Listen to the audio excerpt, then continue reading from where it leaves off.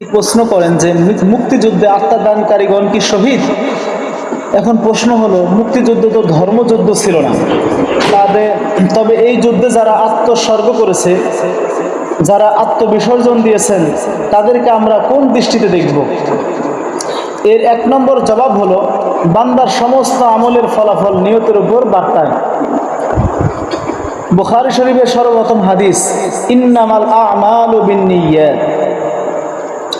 আমলের ফলাফল হবে নিয়তের উপর নির্ভরশীল। আর নিয়ত মানুষের অভ্যন্তরীণ বিষয়, যা দেখা যায় না।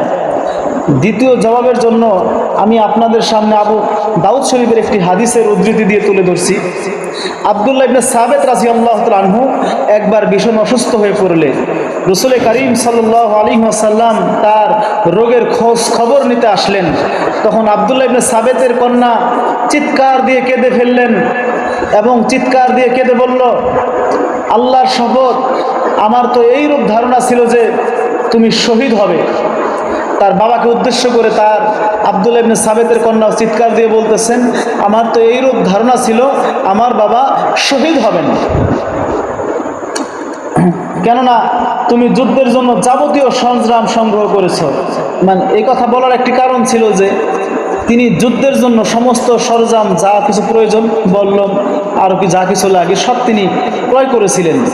কিন্তু এখন তিনি ঘরের মধ্যেই অসুস্থ। তো রাসূল করিম সাল্লাল্লাহু আলাইহি ওয়াসাল্লাম তার এই মেয়ের কথাগুলি শুনলেন।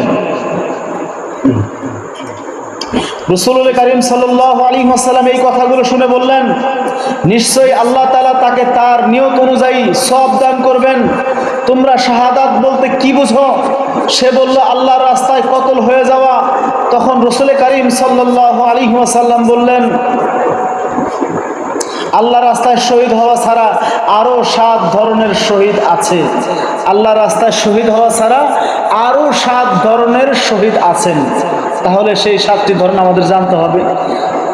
নাম্বার 1, মান কুতিলা দুনা নাফসিহি ফাহুয়া শাহিদুন, যে ব্যক্তি আত্মরক্ষার্থে মারা যায় সেও শহীদ। সুবহানাল্লাহ।